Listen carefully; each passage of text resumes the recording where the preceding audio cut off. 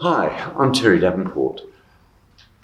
Welcome to our final video in the series of supporting people who are grieving. Today we're going to look at 3 particular skills or techniques that anyone can use when they're responding to someone who is grieving. The first of those is simply being silent. Using silence can be really useful because someone who's grieving often needs time to sit with their thoughts and feelings in order to be able to process those. And we interrupt that if we want to jump in and fill the space with words. But saying nothing and allowing that silence doesn't mean we're not doing anything. We need to observe the person carefully while they are sitting there in silence. Their body language will give us hints about what's going on for them, and we can tell whether this silence is being productive, useful, or whether they are getting more and more upset. After a while, we can then describe to them what we've seen and ask them if they want to share their story with us. For example, you might think someone is looking really sad. So you might say to them, "Oh, you're looking really sad. Do you want to tell me what's going through your mind?" And that gives them an opportunity to share with you if they choose to. The second skill I'd like to talk to you about is what we call reflective listening. Now, we all listen, right? But hearing and listening, or listening and understanding, are quite different things. So we sometimes call reflective listening active listening because it is an active process. We're not just sitting there like a sponge with the words coming into our ears. We're actually listening. We are thinking about what they're saying. We're observing their body language, and we're putting all of that together to produce our understanding of what the person is saying to us. So there's a second important part to this process of reflective listening. Once you've got your understanding of what they've said, it's really important to share that with them. And that's why we call it reflective listening.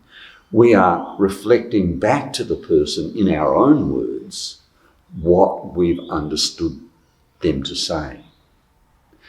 This plays 2 very important functions. The first one is that it actually lets the person know that you are truly listening, and that you're interested in them and their story, and that you want to understand. The second important function is that it provides the opportunity to clarify understanding, to make sure that you haven't misunderstood what they've said.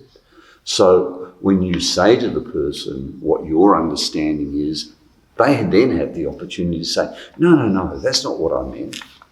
And so you can continue that process until you both agree that you have the same understanding. This can be really useful in a situation where someone is grieving because that heightens their feeling that you're really with them, that you really understand, and it invites them further to share their story with you. And that is really, really important. To help you get a better idea of what we mean by reflective listening, we're going to do a little role play. And Carly is going to help me here by playing the part of a friend who's grieving. And I will respond to her using reflective listening to demonstrate that skill for you. Hi Carly, how you going? Hey Terry, I'm alright, thank you. Yeah. I hear the words "I'm all right," but you don't look all that happy, really. I'm okay, just having a bit of a rough time at the moment. So Having a rough time. yeah, we recently lost a very precious family member, so it's been sad. Yeah, losing someone really close to you is really sad, isn't it? Yeah, it's been a lot to process, and it's been a bit tough. Yeah. Yeah. Now the third skill that I want to share with you today is using open questions. So what's an open question? And what's the difference between an open question and a closed question? Well, a closed question is a question that can be answered yes or no. It doesn't invite a person to give more information.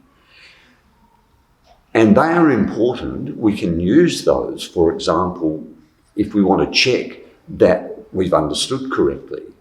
So if you say to someone, "Oh, you look sad," is that right? Well, is that right? Can be answered yes or no. That's a closed question, okay? And it gives you the information that you are looking for. But if you want someone to share their story and give you more information, then you need to use an open question. An example might be, like, if someone seems sad, instead of saying, "Are you feeling sad?" or "You look like you're sad," which is pretty close because they can say, "Well, yes, I am sad," or "No, I'm not sad." You might say, "How are you feeling?" Or you could say, "Oh, you look sad. What's making you feel that way?" Then those questions open up the possibility of the person sharing more information with you. And that is the value of the open question. Now, we're coming to the end of our series of videos now. And in looking back, what we've done in these videos is we've given you information about grief and the grieving process. We've discussed what supports people might need at different stages of that process. We've talked about how you as a support person may assist them in dealing with their needs. And today we've demonstrated some skills that you can use in doing that. If it has raised any issues for you, remember, talk to your doctor or a counsellor or call Griefline on 1300 845 745. Thank you for watching.